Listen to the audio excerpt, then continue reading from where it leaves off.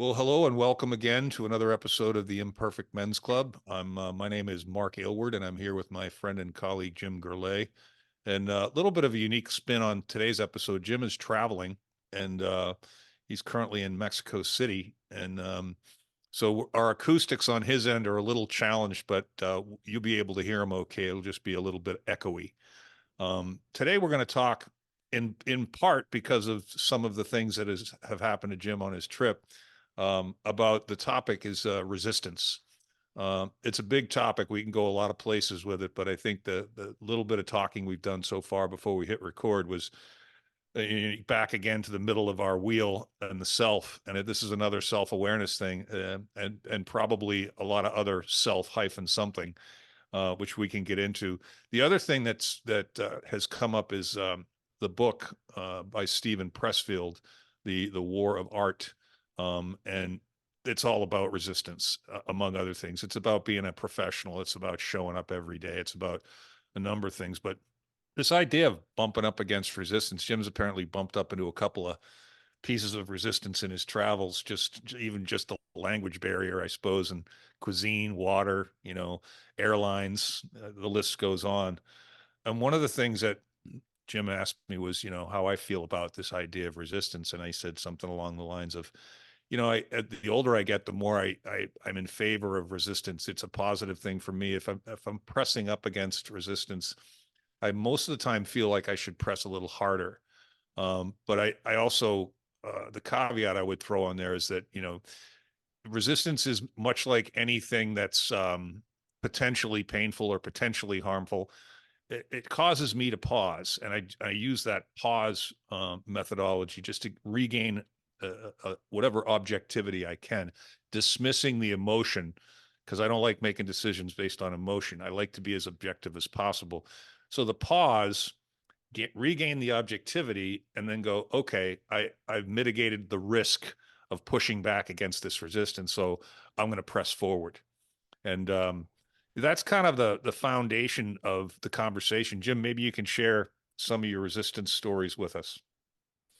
But first of all, Mark, thanks for setting up that way because that's exactly, I guess, that captures the essence of the moment. But yeah, referring back to the book that we both read, and you mentioned something earlier. It's a book. It's probably worth reading once a year. I agree. I refer to it a lot on a lot of levels, but the primary, I think, audience was for writers, right? That was Stephen Pressfield, The Mm-hmm. War of Art is the name of the book. Although he does go into anything creative, and it doesn't have to be writing. So, of course, as an inventor, as an entrepreneur, as anybody that's creating something, this applies. And one of the quotes in his books is, "The enemy of creativity is resistance," Mm-hmm. and that always stays with me. But what I appreciate what you just said, Mark, was there's a difference between pushing through that, right? That's the versus pausing and then evaluating and the risk factor involved. So I'll share my stories. They're pretty typical traveling things, but I think it really comes to anytime you're creating something really really big, then you're going to experience resistance. That's the sign you're making progress, right? So Mm-hmm. it's hard to know when, especially if it's a big project and it's going well and then all of a sudden you're resistance. And that's the message I received from the book is that's when you have to push through that. That's the difference between a professional and an amateur. Mm-hmm. The professional pushes through that final lap, that final yard, that final uh, 1 yard line, wherever Mm-hmm. that is, Mm-hmm. and that makes a difference. So yeah, he also talks about in the book he refers to the death wish, destruction force out of human nature, self sabotage, self corruption, um, and how paralyzing it can be, as a symptom. And so yeah, that's gonna.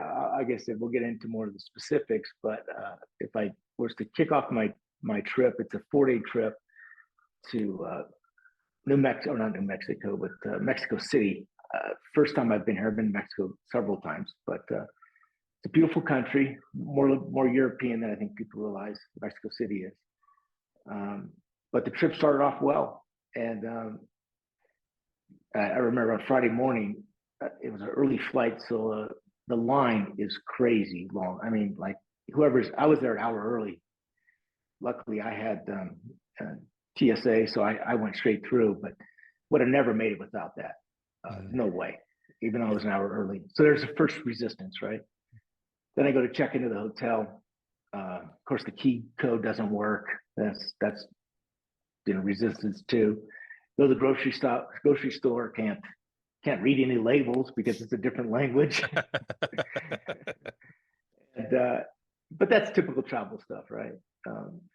But as the day went on, the next day, it was almost, and it was a real nice weather, and it was a great experience when I first got there. And then the next day, I decided to take a trip or do some tour or something because I just had not here that very long.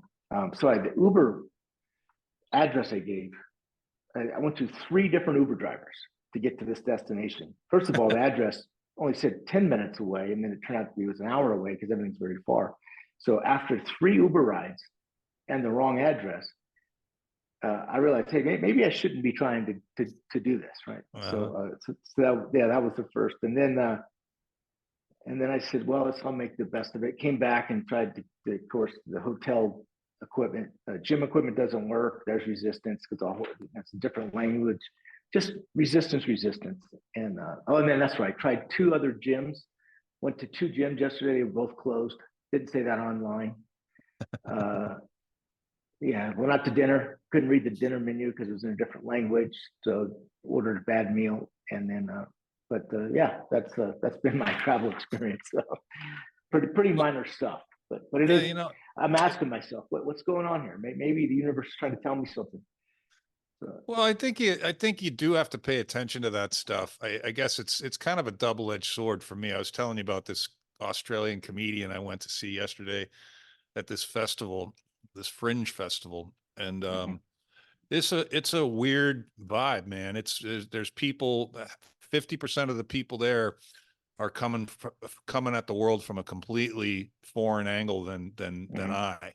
And as much as I like to be open-minded about things, I snickered a few times, I guffawed a few times, I made a couple of snide remarks that nobody else heard except my girlfriend.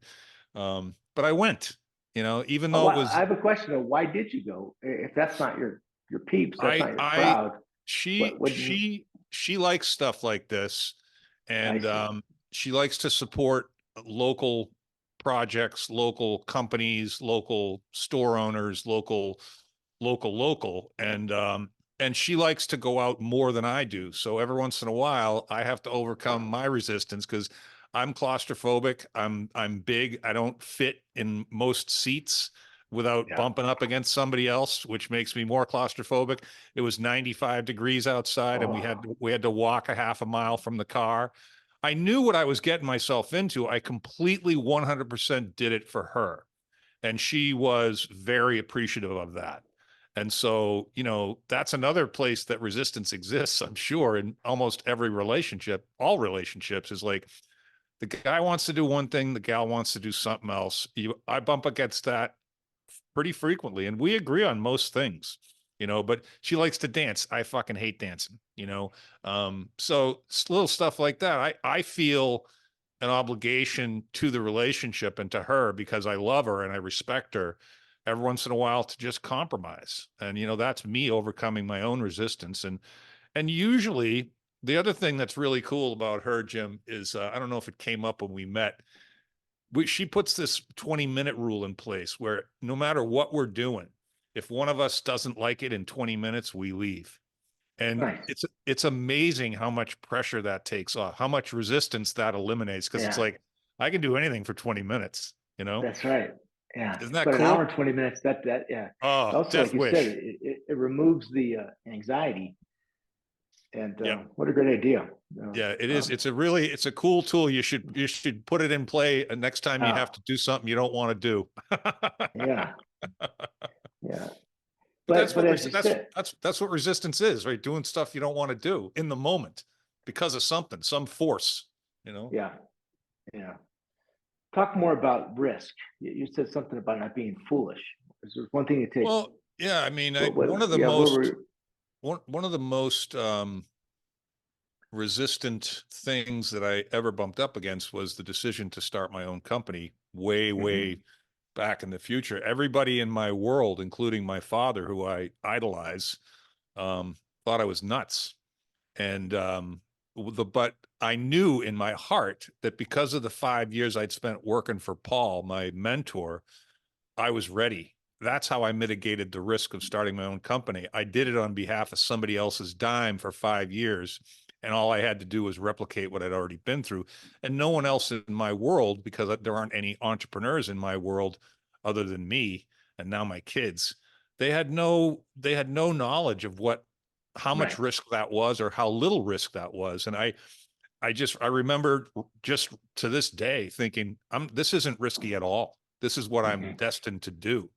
But the outside world, all they saw was resistance and risk, you know? mm-hmm, So I think that one of the things I said earlier is this thing that my dad gave me years ago is this advice to pause in the face of danger or risk or fear or anxiety. And pausing can be a couple seconds, or it can be, creating a long email to get back at somebody that wronged you and waiting 24 hours to hit send and then recognizing I'm not going to send this. I just needed the catharsis of getting it out of my head. This is mm-hmm. inappropriate to send. That's a 24-hour pause. And mine are all kind of somewhere in between. I suppose there are others that might require you to pause for a couple days or a couple weeks, but I like to make decisions in as objective a state as I can. And I think that's the place that I can really assess the risk of whatever resistance I'm facing, just that little bit of a pause. Pause or a detour or a pivot, right? That's the other one. Is that resistance? Is that a sign that you should pivot? Is that a sign that you should stop, reload, and and and create a new path? I think that could Yeah, be. it's certainly that's one of the responses to resistance is certainly a change of direction. And yet, like to your point, as they say in business, it's pivoting to another market or another pricing strategy or another copy messaging strategy, whatever it might be, another redefinition of the customer base, whatever geography, could be a number of different things. Yeah, Here's this. I'll share kind of a story in my own life that you're going through. Is, and I'm sure you would agree with this as well. Life is so much more about timing than you ever realized before. It's you have to have some talent, but timing is has to be on your side. And so I guess maybe I'd like to tell myself at times, well, the timing wasn't right then, but it's right now. Or was that a failure? And now I'm trying to recover from the failure, versus maybe the universe or the God or whatever you want to refer to is doing you a favor by not by creating that resistance so that the timing is better. Do you believe that's over optimistic thinking, or do you believe there is something to that, right? Where I the think there's something to it. I think a lot like anything else, this is just another topic that you just don't want to overthink it. You have to, mm, the making decisions is probably one of the greatest gifts that we've been given, whether we exercise it or not. But deciding not to do something is still a decision. mm. And Yeah, decision versus choices, right? yeah, Because interesting you say that. I think it's relevant to what I'm going through. These aren't events that I had to be there. These were completely by choice, and really trivial, nothing important. And that's yeah, when after the third Uber ride, maybe I shouldn't be going here. Maybe yeah, yeah, yeah, something's not right, and yeah. I stopped and paused, and uh, yeah, I'm still processing it. Did I waste a day in a different country, or was that the right call? Uh, and again, I Yeah. think as you get older, you're like, it's the way it is. It's not like it's an interesting experience. Yeah, But yeah, you could beat yourself up over that, I would imagine. But I think at the end of the yeah, day, you were doing what you were supposed to be doing because that's what you were doing, And Yeah, it's funny. I my son's in the other room, and he works remotely, and I just jumped into a little meditation a couple hours ago, and he came out and started talking to me, and because I had my hands over my eyes, but it was just to focus and concentrate. It wasn't because I was tired or sad. And he's like, "Yeah, you got to get yourself some of that cold brew, Dad." And I'm like, yeah, I'm just trying to meditate. And he goes, oh, I screwed that up, huh? I said, for the time being, and then I yeah, smiled. He went back in the room and I redid it. It's quite conceivable, dude. 10, 15 years ago, I would have got angry, yeah, but what's the point of getting angry, right? I'm like, I can just go back into my meditation as soon as you're done saying whatever you need to say. And now that you know that I'm meditating and I'm not tired, you're going to leave me alone and everything's going to be fine. yeah, It was such a choice to respond that way. It was such a choice. yeah. I can relate to it. I remember even after all that, that's when I checked in a beautiful hotel, recently built, and I go, this is really nice. And then all of a sudden, I hear this guy screaming or these kids screaming, and it turns out it's directly next to a event hall, and Mm, it's a concrete building on the third, so the sound just gets piped right into your window, right? yeah. It's a modern concrete building, really Yeah. cool looking, but it has no, and and they're just, yeah, typically we go, how much, and this went on to like, I don't know, 10:30 at night or 11 at night, Mm, but mhm. those are the kind of things, yeah, that I could have ruined my whole.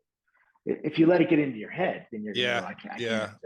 Well, And that's the overthinking part that I was referring to. I think you could literally, just based on the stuff that you just said, you could let, even though each of those individual things that you bump up against, the line at the airport, the key card that didn't work in the hotel door, the Uber ride that took you to the wrong place 3 times, you know, any one of those things could ruin your entire vacation if you let it. yeah, You compile them all on top of one another, and you're still having a good time smiling. yeah, That's the way. That's exactly the way I would advise you to handle that resistance. Like, don't sweat it, dude. Just that's look up. that's what You know. yeah. I paid for the event, so part of it I was worked up because it was only $75, but I was like, I'm going to lose my $75, Yeah. and then, but of course, it's an hour away, so I would have spent that on. It was cutting my losses basically because the Uber ride was an hour away, an hour back, and then I said, it's not so bad in this area. Where I got dropped off by one of the third Uber guy, just dropped me off in the middle of nowhere. Hmm. Uh, I said, it's not too bad here. I'll just, so I had lunch and a couple of beers and worked my way back to the hotel and called it a day. But Well, I was yeah, telling you, yeah, no, that sounds like a good day. Sounds like a good day. But you turned it yeah, into a good day, in spite of the resistance. I was telling you about this comedian I went to see yesterday, an Australian guy at this fringe festival, and after the fact, when he went south politically on me, and it wasn't even that. It wasn't even my disagreement with his political position, even though I was in disagreement with him. It was more like, why are you doing that, dude? I came here to laugh. I came here to be entertained. And the yeah, conversation that I had with my girlfriend, we were walking back to the car. If she hadn't kind of coaxed me into a conversation, I would have let that ruin the day for me. Probably. I was feeling like I was angry. I was like, what the fuck? You know? And then I was like, yeah, what was it? It was $50. Big deal. You laughed for 50 of the 60 minutes and then he ruined it for you at the end, but did he really yeah, ruin it for you, or are you letting that ruin it for you? You know, yeah. I was very, very resistant to my stance, and she caressed me out of it in like 7-minute walk. And it was pretty Mhm. cool. I'm like, that was $50 well spent. And she's like, I'm so happy you said that. I'm so happy you said that. So, Well, I that's mean, good. yeah, yeah. I mean, if it's funny, you bring the topic up earlier, and I'm like, resistance is everywhere. It's everywhere, It's everywhere all the time. all the This time. is, and I think that this is the reflection is because you're on. It's a vacation, or it's again, it's nothing related to money. I'm not making money. It's not a business call. It's not. I don't have to let anybody down. it's a different type of resistance because it's self-selective Yep. uh, Yep. resistance, and I guess maybe that's what made me think about it. But it applies in everything, all the time. Well, and I think if you, it's kind of interesting how all these topics kind of come together, and how if we went back to our flywheel in the 5 areas of life, I mean, gosh, from relationships to money to career to health, I mean, to worldview, there's none of those five without resistance. They all have resistance, just like atoms bumping up against each other, pinging off the walls. But I mean, you could really drive yourself insane if every once in a while you didn't just say fuck it. It is what it is. It's Yeah, yeah, I've had to do that quite a bit in my lifetime. I'm sure you have as well. yeah. Well, if you think about traveling, it's a self-induced resistance experience. The whole thing is resistance. You're putting yourself into a different place um, to experience different type of a resistance that, like you said, a different language, a different currency, uh, a lot of different things. Yeah. And Yeah. so, and sometimes it could be really exciting and fun, and other times it's like, uh, well, often I say this: the best part of traveling is going there and going home. Yeah. And It's been a while since I've been out of the country, but I'll never forget. There was a period of time in my 20s and 30s where I did a good bit of traveling and a good bit out of the country. And I always, when I landed back here in this country, it was a sigh of relief. And yeah, yeah, I'm looking forward to going home. It's only been yeah, 4 days, and yeah. it's just enough to say, okay, I've experienced this. I'm glad I did it, but I want to come back to the U.S. and Well, again, nothing wrong. It's a nice place. Weather's great. People are friendly.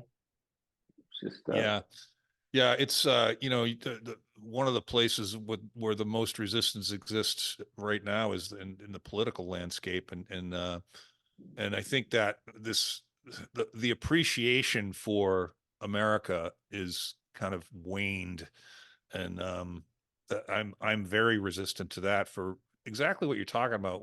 If you do any traveling anywhere else, then you come back here.